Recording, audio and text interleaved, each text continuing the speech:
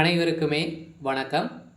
சற்று முன் கிடைத்திருக்கக்கூடிய ஒரு மிக மிக முக்கியமான செய்தி ஒன்று வெளியாகியுள்ளது. சற்று முன் சிகிச்சை பலனின்றி உயிரிழந்தார். விமானத்தில் வரும் உடல் அதிர்ச்சியில் திமுக. இது மாதிரி பார்த்தீங்கன்னா செய்திகள் வெளியே இருக்குது.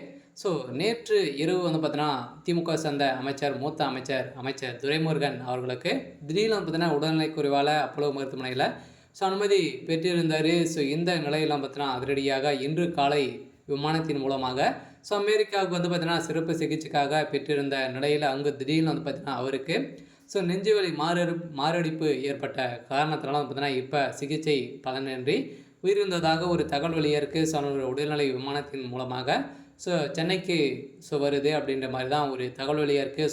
பார்த்தீங்கன்னா நேற்று நடந்த சம்பவத்தின் அடிப்படையில் திமுகவினர் பெரும் அதிர்ச்சியில் தான் இருக்காங்க. ஏற்கனவே அமைச்சர் துரைமுருகன் அவர்களுக்கு ரொம்ப உடல்நிலை குறைவு ஏற்பட்டிருக்கு. அவருடைய உடல்நிலையும் ரொம்ப பலவீனமாக தான் சிறுக்கிலையாக வயதும் ஆயிடுச்சு. இந்த நிலையில் தான் அவருக்கு ஏற்பட்ட திடீர் மாரடைப்பால் இப்போ உயிரிழந்ததாக ஒரு தகவல் வெளியாக இருக்குது. நேற்று பார்த்தீங்கன்னா சென்னையில் இருக்கக்கூடிய அப்போலோ மருத்துவமனையில் அனுமதி பெற்றிருந்தார்.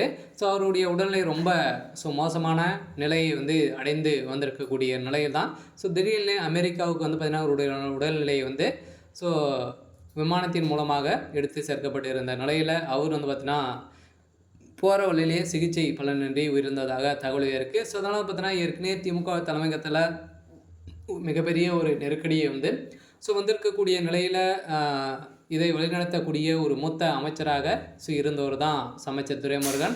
இப்போ பார்த்தீங்கன்னா நீர்வளத்துறை அமைச்சராக இருக்கார். இவர் பார்த்தீங்கன்னா அவருடைய மகன் அனைவருமே நிறைய ஊழல் வழக்குகளும் சிக்கியிருக்காங்க. இதன் அடிப்படையில் இவருடைய மீது வழக்குகளெல்லாம் நிலுவையில் இருக்கக்கூடிய நிலையில் இப்படி ஒரு நிலை அவருக்கு ஏற்பட்டிருக்கு. இருந்தாலுமே ஏற்கனவே டெய்லியுமே தான் பார்த்தீங்கன்னா அவர் சிகிச்சை பெற்று தான் வந்திருக்கக்கூடிய நிலையில் இப்போ நேற்று உடல்நலக்குறைவு ஏற்பட்ட காரணத்தினால சிகிச்சை பலனின்றி அவர் உயிரிழந்திருக்கக்கூடிய சம்பவம் தான் திமுகவிடையும் நிறைய கட்சி தலைவர்களுடையும் பெரும் அதிர்ச்சி ஏற்படுத்தியிருக்கு.